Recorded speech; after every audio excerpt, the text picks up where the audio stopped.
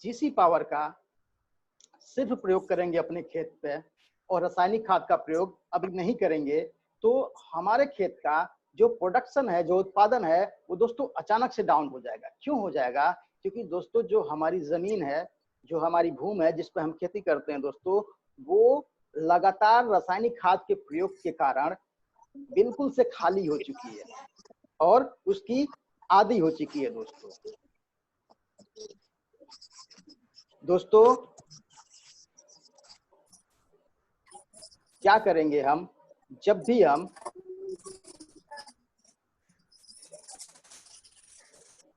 एक मिनट जरा होल्ड कीजिएगा।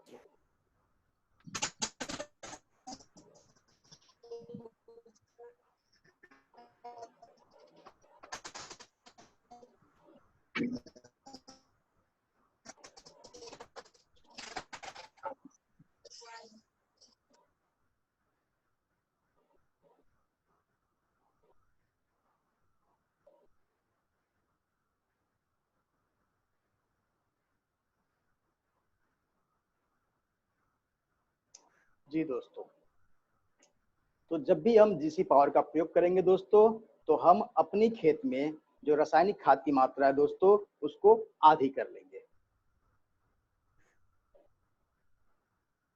आधी क्यों करेंगे दोस्तों? मैंने आपको पहले ही बता चुका है कि जो हमारी मिट्टी है वो अंधाधुंध रासायनिक खाद के प्रयोग के कारण बंजर होती जा रही है।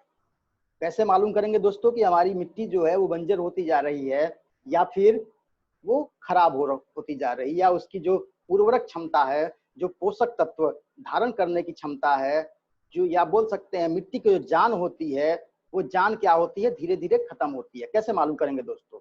दोस्तों कभी भी आप अपनी मिट्टी को उठाइएगा, दो मिट्टी ले लीजिए। एक मिट्टी जिसमें आप कभी ना कभी गोबर की खाद वगैरह डालते रहते हैं हमेशा, और एक मिट्टी ऐसी होगी कि जिसमें आप लोग सिर्फ और सिर्फ रासायनिक खाद डालते रहते हैं। दोस्तों दोनों जगह की मिट्टी को हाथ में उठाइएगा। दोस्तों हाथ में उठाने के बाद जब इसको आप छोड़ेंगे तो छोड़ने पे क्या होगा, जिसमें आपने रासायनिक खाद का प्रयोग किया है वो मिट्टी जैसे पाउडर होता है उड़ता है वैसे उड़ जाएगी, और जिसमें आपने रासायनिक खाद का प्रयोग नहीं किया है दोस्तों, जैविक खाद का प्रयोग किया है, वो मिट्टी आपकी लड्डू की तरह आपके हाथ में बन जाएगी और जमीन पर धप करके गिरेगी दोस्तों। दूसरा चीज है दोस्तों कि पहले के जो लोग थे, आज के मैं 40 साल पहले की बात करूं, अब 40 साल तो बहुत ज्यादा हो जाएगा, मुझे लगता है जब मैंने अपनी सामने ये चीज फेस किया है और देखा है कि जब मैं छोटा था, करीब 6 या 7th में था, तो मैं अपने दादाजी के साथ अपने खेतों पे जाया करता था। उस समय जब हम सिंचाई करते थे तो सिंचाई करने के बाद सुबह हम सिंचाई करते थे तो 3-4 दिन 5 दिन तक पानी 6 दिन तक रुका रहता था दोस्तों। 5-6 दिन तक आराम से पानी खेत में रुका रहता था। अभी की क्या हालत है? अभी भी मैं जब घर पे जाता हूँ कभी कभी, तो मैं जाके घर पे देखता हूँ, अपने फील्ड पे जाता हूँ, वहां देखता हूँ, मैं देखता हूँ कि वहां पे सुबह पानी चलता है और अगले दिन शाम तक गायब। दोस्तों ये पानी जाता कहाँ है? थोड़ा विचार करिए दोस्तों कि ये पानी आखिर में जाता कहाँ है। दोस्तों ये पानी क्या होता है, जो हमारी मिट्टी होती है, हमारी मिट्टी में कण जो होते हैं वो ऐसे करके दोस्तों बंधे होते हैं, इसमें पानी आता है, गिरता है और पानी इसमें रुका रहता है दोस्तों। कब? जब हमारे खेत में ऑर्गेनिक की मात्रा ज्यादा होगी, उस समय जो कार्बन होगा वो कार्बन और हाइड्रोजन आपस में ऐसे करके जुड़े रहते हैं। जुड़ने से दोस्तों क्या होता है, पानी इसमें रुका रहता है। लेकिन दोस्तों जब ये टूटते हैं, इसमें से हाइड्रोजन टूट टूट के अलग होगा और वहां पे हाइड्रोजन की जगह पे सोडियम आके दोस्तों जुड़ने लगेगा। ये थोड़ी केमिस्ट्री है दोस्तों, ये केमिस्ट्री है, हो सकता है आपको समझ में ना आए, लेकिन थोड़ा फिजिकली इसको समझने की कोशिश करिएगा। हमारी जो मिट्टी थी पहले ऐसे उसके कण एक दूसरे से जुड़े रहते थे तो इसमें पानी आके दोस्तों रुका रहता था। लेकिन जो केमिकल फर्टिलाइजर रासायनिक खाद हैं, ये जाते हैं और उस कण को अलग करते हैं। केमिस्ट्री में रिएक्शन के द्वारा बोला जाए तो एक एक हाइड्रोजन एटम को अलग करते हैं। लेकिन अगर जो देसी भाषा में बोला जाए दोस्तों, तो जो कण होते हैं हमारी मिट्टी के, उस मिट्टी के कण को धीरे धीरे अलग करते हैं। अलग करने से दोस्तों क्या होगा, पानी आएगा, इसको स्पेस मिलेगा और ये सीधा नीचे चला जाएगा दोस्तों। यही वजह है दोस्तों कि जो हमारी जमीन है, जो हमारी मिट्टी है, जब उसमें हम सिंचाई करते हैं तो दोस्तों कुछ पानी रिस के जमीन के अंदर चला जाता है दोस्तों, कुछ पानी क्या होता है, वाष्पोत्सर्जन हो जाता है उसका। इसी वजह से दोस्तों हमारे खेत में पानी जो होता है वो बहुत जल्दी लॉस हो जाता है। दोस्तों सिर्फ इतना रहे तो समझ में आता है, बात सिर्फ यहीं तक रहे, सीमित रहे तो समझ में आता है दोस्तों। दिक्कत की बात यह है कि ये जो पानी है, ये पानी जो है जो रिस के नीचे जाता है दोस्तों, ये आखिर में जाता कहाँ है? जो पानी आपका आपके खेत से रिस के नीचे जा रहा है, वो पानी जाता कहाँ है दोस्तों? वो सिर्फ पानी नहीं जाता है। आप ध्यान रखिए कि आप उस खेत में यूरिया भी डालते हैं, डीएपी भी डालते हैं और कीड़ों को मारने के लिए कीटनाशक भी दोस्तों डालते हैं। कीड़ों को मारने के लिए कीटनाशक भी डालते हैं। अब ये कीटनाशक, यूरिया, डीएपी जब हम सिंचाई करते हैं तो सारे पानी के साथ दोस्तों घुलते हैं। घुलने के बाद रिस के हमारी जमीन के नीचे जाते हैं। कहाँ जाते हैं? हमारे वाटर रिजर्वायर में जाते हैं दोस्तों, जहां हमारा पीने का पानी इकट्ठा होता है। दोस्तों थोड़ा ध्यान दीजिए, वो जो केमिकल फर्टिलाइजर, इंसेक्टिसाइड है जो रिस के हमारे जमीन के नीचे गया है, वो कहाँ जाके मिलता है, किस पानी में मिलता है? वो उस पानी में जाके मिलता है जहां हमारा पीने का पानी इकट्ठा होता है दोस्तों। जो हमारा हैंड पाइप होता है, उसकी जो पाइप नीचे जाती है दोस्तों, वो पाइप वहीं पे जाती है और पानी वहीं से उठाती है दोस्तों। जब हम हैंड पाइप चलाते हैं, चलाने के बाद नल से पानी आता है, पानी गिलास में लेते हैं दोस्तों और पी लेते हैं। दोस्तों उस पानी में आपके यूरिया के सैंपल होते हैं, उस पानी में इंडोसल्फान के सैंपल होते हैं, उस पानी में आपके क्लोरोपाइरीफास के दोस्तों सैंपल होते हैं। यही वजह है कि जो बड़े बड़े लोग हैं, जो जानने वाले लोग हैं, वो कभी भी हैंड पाइप का पानी नहीं पीते हैं। अगर वो दुकान पे पहुंच जाएंगे, बिस्लेरी का पानी अगर उसके पास बोतल नहीं है तो वो पानी भले ही न पिए, लेकिन हैंडपंप का पानी दोस्तों वो नहीं पिएंगे, क्योंकि उन्हें मालूम है कि इसमें कितनी अशुद्धियां हैं। इसीलिए वो लोग दोस्तों अपने वहां खर्च करके 15,000, 20,000, 25,000 रुपए खर्च करके आरओ लगवाते हैं और आरओ का पानी दोस्तों पीते हैं। दोस्तों ये कुछ वजहें हैं कि कैसे हमारी मिट्टी खराब होती है रासायनिक खाद के कारण। अब दोस्तों दूसरा पक्ष है कि इसको कैसे हम सही कर सकते हैं। तो दोस्तों बात कर रहे थे हम जीसी पावर की, तो हमने बताया था कि जीसी पावर दोस्तों 10 किलोग्राम 1 एकड़ खेत में प्रयोग किया जाएगा। दोस्तों बताना लोगों को थोड़ा मुश्किल होगा आप लोगों के लिए। क्यों? क्योंकि सीधे क्वेश्चन लोग करेंगे कि भैया 10 किलोग्राम की छोटी सी बाल्टी है, 10 किलोग्राम 1 एकड़ खेत में कैसे संभव है? तो आप बताओगे दोस्तों कि हमारी जो मिट्टी है वो दिनों दिन खराब होती जा रही है, बंजर होती जा रही है। हम डायरेक्ट अगर जो सिर्फ जीसी पावर कर देंगे या किसी कोई भी जैविक खाद, मैं सिर्फ अपनी की बात नहीं कर रहा हूं, अपनी कंपनी की, किसी भी कंपनी की कोई भी जैविक खाद का वो प्रयोग करेंगे दोस्तों, प्रोडक्शन उनका अचानक से गिर जाएगा। उसमें हमारी जो कंपनी का जीसी पावर है वो इस मामले में बेहतरीन है। बेहतरीन क्यों है? क्योंकि हमने आपको पहले ही बताया है, इसमें संपूर्ण आहार है, सारे पोषक तत्व इसमें पाए जाते हैं, भले ही थोड़े थोड़े कम मात्रा में पाए जाते हैं दोस्तों। इसके लिए हम यही रिकमेंड करते हैं, जो हमारे कंपनी की जो R&D की टीम है, रिसर्च एंड डेवलपमेंट की टीम है, जब हमने रिसर्च किया तो उसमें पाया था कि अगर जो हम लोग 50% रासायनिक खाद के साथ अपने जीसी पावर का प्रयोग करते हैं तो हमारा प्रोडक्शन डाउन नहीं होता है। और कहीं ना कहीं जो हमारे मिट्टी का जो पीएच है, जो मिट्टी का पीएच बढ़ चुका है, वो पीएच मान भी कहीं ना कहीं धीरे धीरे दोस्तों, थोड़ा टाइम तो लगेगा, 3-4 साल 5 साल लगेंगे, लेकिन धीरे धीरे करके डाउन होता है दोस्तों। अब दोस्तों थोड़ा हम बात करना चाहेंगे कि हमारा जीसी पावर काम कैसे करता है, पोषक तत्व कैसे देता है। दोस्तों हमने आपसे बताया था कि ये हमारा समुद्र से प्राप्त एक शैवाल होता है। कितने लोगों को शैवाल समझ में नहीं आ रहा होगा कि इन्होंने सोच रहे होंगे कि भाई ये शैवाल क्या चीज होता है। तो दोस्तों मैं बताना चाहूंगा कि आप अपने घर की आंगन में काई देखे होंगे, जहां पे नमी वगैरह होती है वहां पे आपने काई देखा होगा दोस्तों।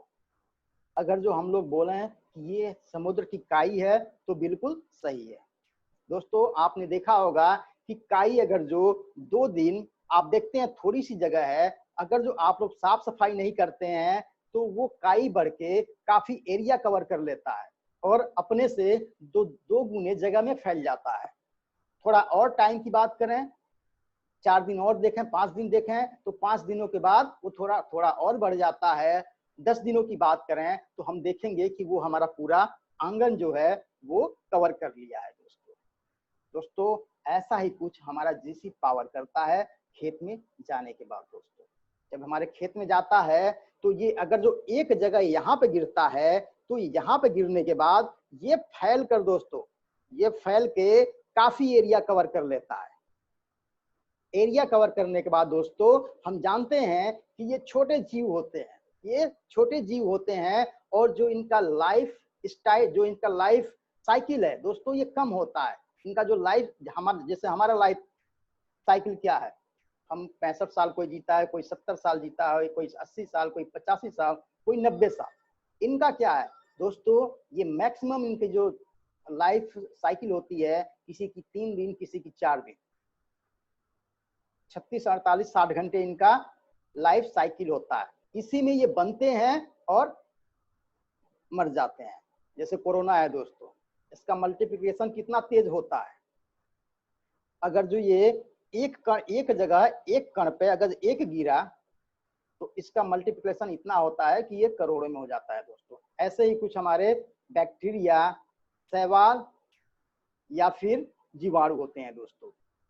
ये 4 से 5-6 घंटे में इनकी संख्या करोड़ों गुना बढ़ जाती है। तो दोस्तों जब ये हमारे खेत में जीसी पावर पड़ता है तो वहां फैल जाता है। फैलने के बाद जो पुराने सेल्स होते हैं इसकी, वो वहां पे मर जाती हैं और मरने के बाद हमारी खेत में सड़ती हैं और सड़ने के बाद दोस्तों ब्यूटारिक एसिड देती हैं। वही सड़ने के बाद जो तत्व होते हैं वही तत्व हमें पोषक तत्व देते हैं। सड़ने के बाद जब वो सड़ते हैं तो सड़ के वो डिकम्पोज होके वो डिफरेंट प्रकार के जो तत्व होते हैं उनमें परिवर्तित हो जाते हैं और उसी तत्व को हमारे पौधे दोस्तों लेते हैं।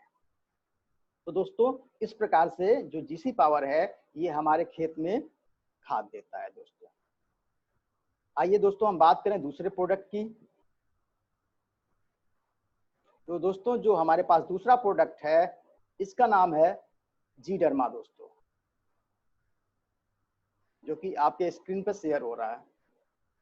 दोस्तों ये जो प्रोडक्ट है ये हमारे जमीन में ही पाए जाने वाले जो हमारे मित्र सूक्ष्म जीव होते हैं उसी में से एक प्रकार है जिसका नाम है आपका जीडर्मा। दोस्तों ये क्या होता है, ये एक शक्तिशाली कवक जिसका नाम ट्राइकोडर्मा होता है दोस्तों, ये उससे बना होता है दोस्तों। अगर इसके काम की बात करें तो इसके प्रयोग से दोस्तों हमारी खेत में जो विभिन्न प्रकार की बीमारियां होती हैं दोस्तों, वो बीमारियां हमारी खेत में नहीं हो पाएंगी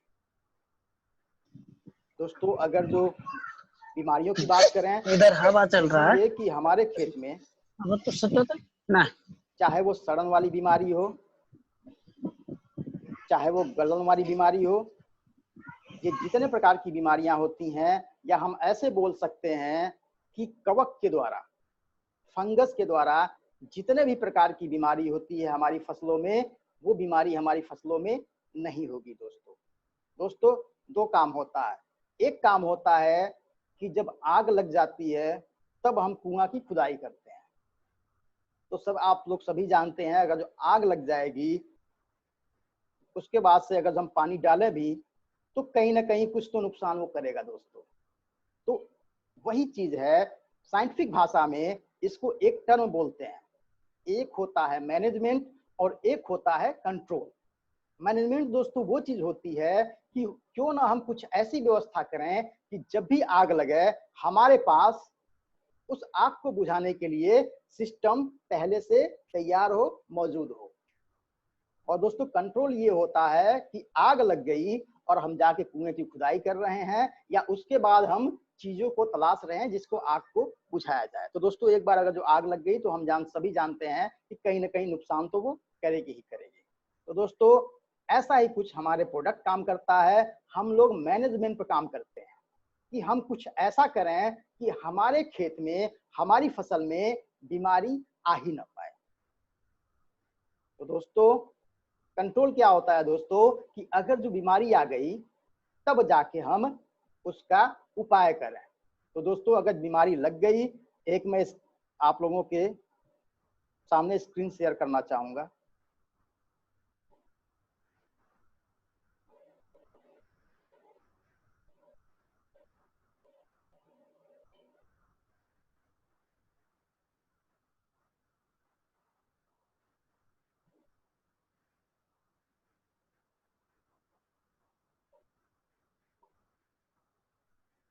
जी दोस्तों हम सभी लोग मेरे ख्याल से सभी लोगों के स्क्रीन पर ये शेयर हो रहा होगा। ये धान की फसल है और आप इसको ध्यान से अगर जो देखिए तो ये बाली है, बाली के नीचे ये सड़न जैसी बीमारी है दोस्तों। एक में काला सा दिख रहा है और दूसरे पिक्चर में भूरा सा सेम जगह पे दिख रहा है दोस्तों। दोस्तों ये इतनी भयंकर बीमारी है कि ये उस पार्ट को प्रभावित करती है जो हमारे लिए सबसे प्रोडक्टिव पार्ट होता है, कि इसी चीज की हमें आवश्यकता होती है। दोस्तों अगर बात करें तो इसके बाली के नीचे सड़न हो रही है दोस्तों। ये सड़न धीरे धीरे बढ़ती जाती है और हमारा स्वस्थ बाली क्या होता है दोस्तों, वो कट के नीचे गिर जाता है दोस्तों, या टूट के नीचे गिर जाता है। और कहीं ना कहीं दोस्तों हमारी सारी लागत, हमारे सारे उर्वरक, हमारे सारे पैसे, सारी मेहनत बेकार जाती है दोस्तों। किसकी वजह से? एक बीमारी की वजह से दोस्तों। तो दोस्तों जो हमारा ये जी डर्मा प्रोडक्ट है ये मैनेजमेंट पे काम करता है, ये कंट्रोल पे काम नहीं, कंट्रोल पे भी काम करता है दोस्तों, लेकिन इसका हम प्रयोग मैनेजमेंट के रूप में करते हैं कि हम जब खेत में बीज की बुआई करते हैं तभी हम जी डर्मा से बीज उपचार कर लेते हैं और अपनी मिट्टी का भूमि उपचार कर लेते हैं दोस्तों। क्योंकि हम सभी को मालूम होगा कि जो बीमारी पैदा करने वाला रोग कारक होता है, जो बीमारी पैदा करने वाला होता है, वो सिर्फ और सिर्फ एक जगह पे नहीं होता है। मैं इंसान की बात करूं तो इंसान में जो बीमारियां होती हैं, कुछ बीमारियां ऐसी होती हैं कि जो आनुवंशिक होती हैं। आनुवंशिक की बात करें तो अगर जो पिता में बीमारियां हो तो वो बच्चे में भी दोस्तों हो जाती हैं, तो वो आनुवंशिक बीमारियां हैं। ठीक वैसे ही हमारी फसलों में भी दोस्तों आनुवंशिक बीमारी होती है कि अगर जो हमारे पहले वाली फसल में कोई बीमारी दोस्तों लगी हुई है तो अगर जो उसको काट के हम अगले खेत में उसी बीज को डालते हैं फसल लेने के लिए दोस्तों, तो वो बीमारी बीज में उपस्थित होती है और दूसरे खेत में भी बीमारी आ जाती है।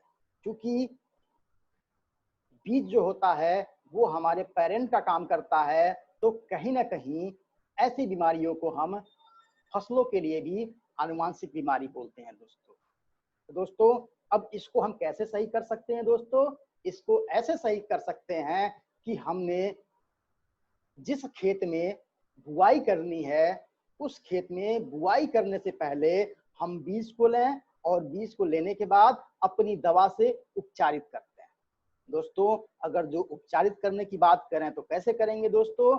खेत में बीज बुआई से पहले हम 1 किलोग्राम बीज के लिए बात करें तो अपने इस जी डर्मा का 10 ml लेंगे, उसको 1 लीटर पानी में घोल देंगे और उस 1 लीटर दवा और पानी के घोल में दोस्तों हम ये 1 किलोग्राम, चाहे वो किसी भी प्रकार का बीज हो, चाहे वो किसी भी प्रकार का बीज हो, इसको हम डाल देंगे। डालने के बाद दोस्तों आधे घंटे तक उसको छोड़ देंगे। क्यों छोड़ेंगे दोस्तों, क्यों छोड़ेंगे? क्योंकि उसमें जो हमारी दवा और पानी का घोल है वो हमारे बीज के अंदर पहुंच जाए अंदर तक, और वहां पे बीज के अंदर जो कीटाणु, जो रोगाणु बैठा हुआ है, जो हमारी अगली फसल में बीमारी पैदा करेगा, वो आधे घंटे में मर जाए दोस्तों इससे क्या हुआ कि जो हमारे बीज हैं वो सुरक्षित हो गए दोस्तों। ठीक ये ऐसी बीमारी होती है जो आनुवंशिक होती है, जो अगर जो पिता को है तो बच्चे को भी होगी। कुछ बीमारियां ऐसी होती हैं दोस्तों, कुछ बीमारियां ऐसी होती हैं जो कोरोना टाइप होती हैं, जो हवा में दोस्तों फैली होती हैं। वो भी दोस्तों अगर जो वो हमें नुकसान करती हैं, तो पौधों को भी कुछ बीमारियां हैं जो नुकसान करती हैं दोस्तों। कुछ बीमारियां ऐसी होती हैं जो हमारे शरीर के अंदर से ही पैदा होती हैं, जैसे टाइफाइड वगैरह हो गया। अगर जो हम लोग दूषित पानी पी लें तो क्या होगा? दूषित पानी पीने से बैक्टीरिया हमारे अंदर जाएगा और हमारे अंदर जाके बीमारी पैदा करेगा दोस्तों। तो ऐसे ही कुछ रोग कारक होते हैं जो हमारे जमीन के अंदर उपस्थित होते हैं पहले से। जब हमारा बीज उसमें जाता है, गिरता है, बड़ा होता है, तो ये रोग कारक उसकी जड़ के पास पहुंचते हैं और जड़ के माध्यम से अंदर पहुंच के पौधे के ऊपर आते हैं और पत्तियों, फलों या फिर उनके फूलों पे या फिर तनों पे सड़न की बीमारी दोस्तों पैदा करते हैं, जैसा कि आपको स्क्रीन पर दिखाई दे रहा होगा दोस्तों। इससे बचाव के लिए अगर जो हम अपने बीज को सुरक्षित कर रहे हैं बीमारी से, तो कहीं न कहीं अपनी भूमि को भी दोस्तों सुरक्षित करना पड़ेगा बीमारी से। उसके लिए दोस्तों क्या करेंगे? उसके लिए हमारी कंपनी में ये बेहतरीन प्रोडक्ट है जीडर्मा के नाम से। इसको दोस्तों बीज बोने से पहले जब हम रासायनिक खाद डालते हैं खेत में, उसी समय थोड़ा सा गोबर की खाद लेंगे, उसमें ये दवा डाल लेंगे। गोबर की खाद में डालने के बाद अपने खेत में चारों तरफ दोस्तों छिड़क देंगे। दोस्तों हम गोबर की खाद ही क्यों लेंगे? अगर जो सड़ी गोबर की खाद नहीं है दोस्तों, तो हम मिट्टी भी ले सकते हैं और राख भी ले सकते हैं दोस्तों, लेकिन गोबर की खाद दोस्तों इसलिए लेंगे क्योंकि हम जानते हैं कि हमारा जो प्रोडक्ट है ये एक सूक्ष्म जीव कवक से बना हुआ है दोस्तों, और कवक को अच्छे से बढ़ने के लिए एक मीडियम की आवश्यकता होती है दोस्तों। वो मीडियम गोबर की खाद अच्छा होता है, सबसे बेहतरीन होता है इस कवक के लिए। और जब ये कवक गोबर की खाद में इसको हम डालते हैं तो ये जाके अपनी एक कॉलोनी बना लेता है। हम जानते हैं दोस्तों, हमने आपको पहले ही बताया था कि इनका जो मल्टीप्लिकेशन होता है वो बहुत तेज होता है दोस्तों। ये 4 से 5-6 घंटे में अपने डबल हो जाते हैं, ट्रिपल हो जाते हैं दोस्तों। तो ये जाके एक अच्छी खासी मात्रा में कॉलोनी बना लेते हैं अपने हमारे गोबर की खाद में। और जब हम अपनी खेत में इसको डालते हैं दोस्तों, जब हम अपने खेत में इसको डालते हैं तो क्या होता है, आप इसको यहाँ पर थोड़ा देख सकते हैं अगर दिखाई दे रहा हो तो। दोस्तों इस लॉकडाउन में मैंने डिस्ट्रीब्यूटर के लिए एक ये चार्ट बनाया था, ये स्पेशली धान के ऊपर है कि धान की जब हम खेती करेंगे तो कैसे करेंगे।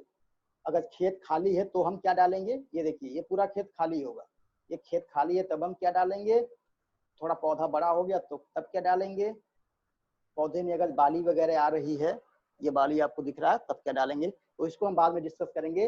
पहले हम डिस्कस कर रहे हैं कि जब हम जीडर्मा डालते हैं तो होता क्या है दोस्तों, जब भूमि उपचारित करते हैं दोस्तों। जब हम भूमि उपचारित कर लेते हैं तो जब हमारा पौधा थोड़ा सा बड़ा होता है तो ये देख रहे हैं आप लोग ऐसे ऐसे करके गोल गोल करके कुछ बना हुआ है दोस्तों। ये हमारा जीडर्मा क्या करता है, हमारे पौधों की जड़ों के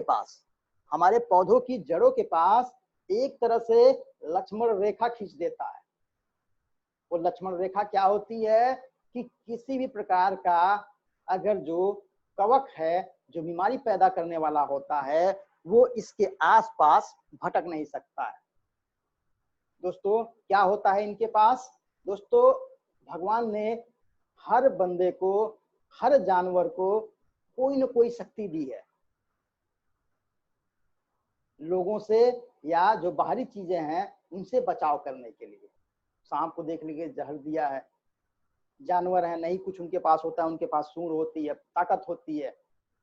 ऐसा ही कुछ ताकत इस कवक को भी भगवान ने दिया है। वो क्या दिया है कि ये एक एसिड छोड़ता है। जब कोई हानिकारक चीज जड़ के पास आती है, इसके आस पास आती है, तो ये एसिड छोड़ता है। वो एसिड टॉक्सिक होती है, किसके लिए होती है? जो हमारे पौधों के लिए छोटे कीड़े होते हैं या फिर जो कवक होते हैं जो हमारे पौधों पर बीमारी पैदा करते हैं, ये उस एसिड के द्वारा उनको मार देता है, जिससे क्या होता है, जो हमारी फसल होती है दोस्तों वो सुरक्षित होती है। अब दोस्तों हम बात करेंगे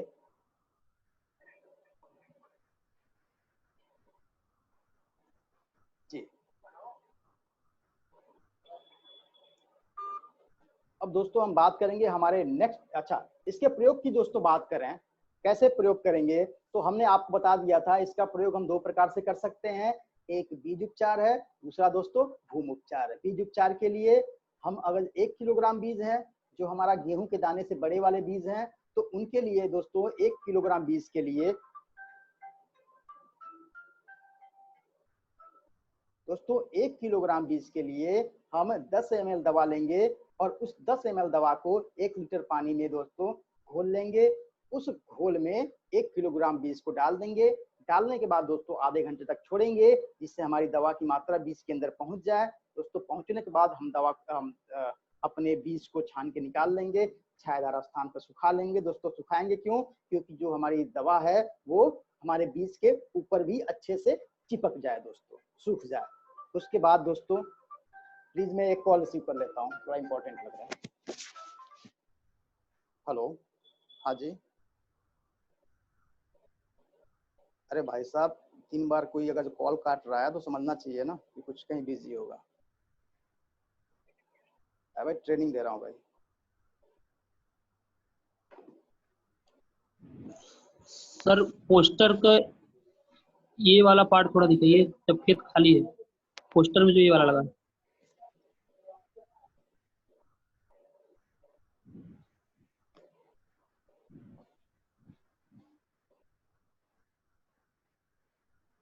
जी दोस्तों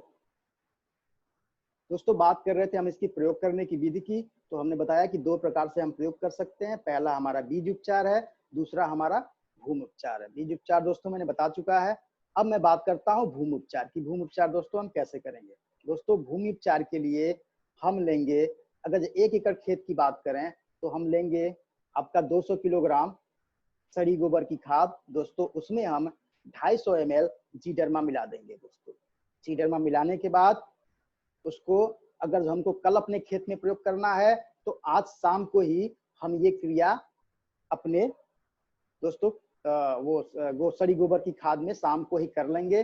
करने के बाद अगले दिन हम क्या करेंगे, जब हम रासायनिक खाद अपनी खेत में डालते हैं बीज बोने के पहले, दोस्तों उसी रासायनिक खाद के साथ, चाहे वो यूरिया हो या डीएपी हो, इस गोबर की खाद में जो हमारा जैविक से उपचारित है मिला लेंगे। मिलाने के बाद अपनी खेत में दोस्तों जगह जगह उसका छिड़काव कर देंगे। दोस्तों अगर जो हम नेक्स्ट प्रोडक्ट की बात करें तो जो हमारा अब अगला प्रोडक्ट है उसका नाम है जी स्यूडो। दोस्तों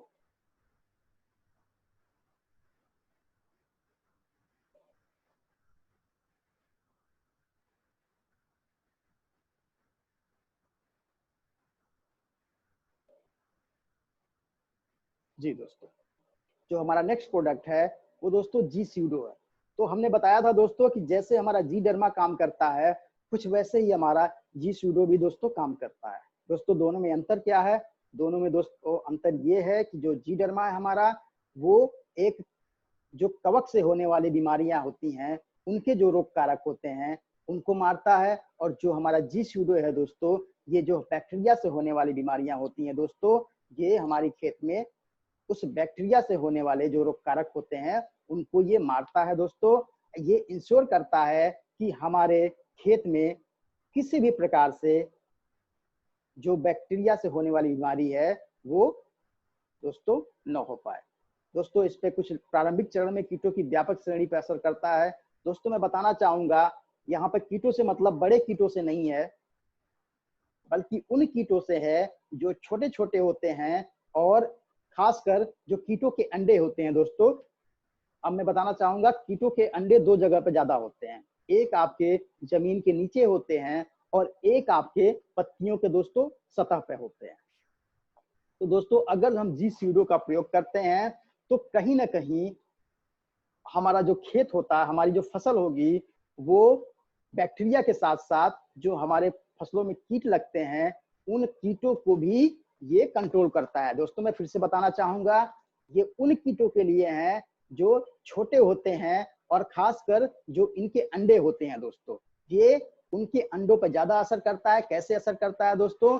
जो बैक्टीरिया होता है, हम जानते हैं कि जैसे ये बढ़ता, जैसे एक धागा होता है, धागा बढ़ता है, वैसे हमारे बैक्टीरिया बढ़ते हैं। दोस्तों ये क्या करते हैं, ये अंडों के ऊपर जाते हैं और अंडों को चारों तरफ से, कीट के अंडों को चारों तरफ से घेर लेते हैं, उसके ऊपर एक लेयर बना देते हैं और वहां से एक एसिड छोड़ते हैं। वो एसिड क्या करता है, इन अंडों को, कीटों के अंडों को मैच्योर होने से पहले, या हम बोल सकते हैं जो उनकी फूटने की अवस्था होती है, उस फूटने की अवस्था से पहले ही उनको तोड़ देता है, जिससे जो हमारे कीट होते हैं वो, उनके बच्चे निकल नहीं पाते हैं और उससे हमारी फसल जो होती है सुरक्षित होती है।